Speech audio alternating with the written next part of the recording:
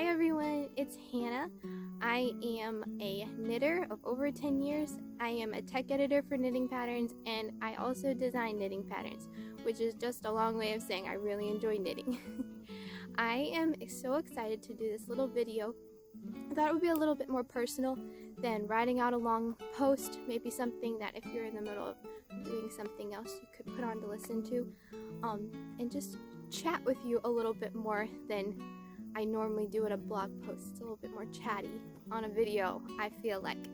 I am very excited to be filming this video and wanted to share with you about a pattern that I am about to release. It is a sock pattern, and it is one that I've been working on for about a year now. I am just thrilled to be sharing it with you. So let's get into it. So first I wanted to share a little background on how this pattern kind of came into being. I have a dad and 3 brothers, and I enjoy knitting for all my family, but they're fun to knit for. My brothers are always wearing what I knit, and it's always exciting to knit for them.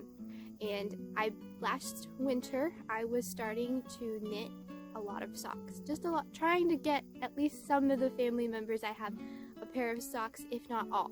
I was just in a sock mood last winter, and that's what I was knitting, a lot of socks. And with my brothers and my dad, I was wanting to knit a sock pattern for them that was very engaging to knit. Obviously the men's socks, which most of my brothers are basically men's sizing now. There's a lot more of size foot there than when you're knitting a child size or even some of a woman's size. They're just a little bit bigger, which means a lot more stitches, which is not a problem, but I wanted something engaging. So for my hunt for an engaging sock pattern, I pulled out Mary Jane Mucklestone's collection of Fair Isle motifs. I'll put the exact title on the screen so you can find this book. It is a wonderful book, and if you've knit or you listen to knitting podcasts, or you probably heard of this book, and it was very inspirational just to flip through and figure out, what could I put together to make something that was interesting, and kind of fancy but not too fancy for my brothers, and make a very fun sock pattern while knitting and in the finished product. So this is there's 3 motifs in this leg, and there are none on the foot. It's just on the leg. And the first is just a little simple check pattern, and then the second motif is just this little cross stitch. It's basically just a cross. It's very simple, yet adds such detail, and it's much more fun to knit than just stockinette in one color. And then the third motif, which the colors kind of switch, which is a lot of fun, is this pine tree motif, which I don't remember if she called it pine in her book, the motif, this certain one, but it looks like pine trees to me. And we are here in Virginia, which has pines everywhere, and they're such a kind of a neat part of this area, and I thought it was proper for my brothers to have on a sock. Alright, I want to give you a little overview of the construction of this sock.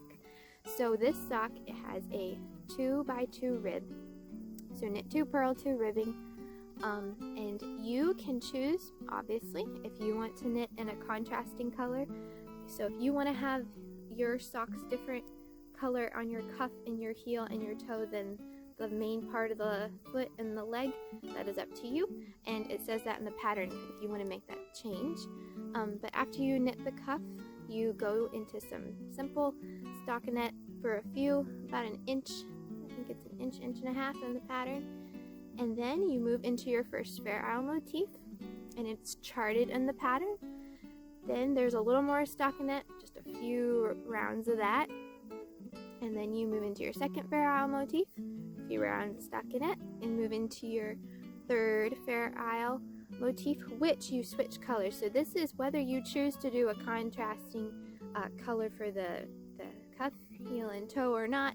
You will do the switch colors to get this neat background changing and affecting your pattern. So after that, there's a little bit more, again, it's just stockinette, and then you have a slip heel to help with that durability. And then this sock has a heel gusset, so you do your heel flap, your heel turn, and then you pick up stitches and then decrease to form your gusset. Then you have your foot, and then there's just simple decreasing for the toe, and you finish off with a Kitchener stitch.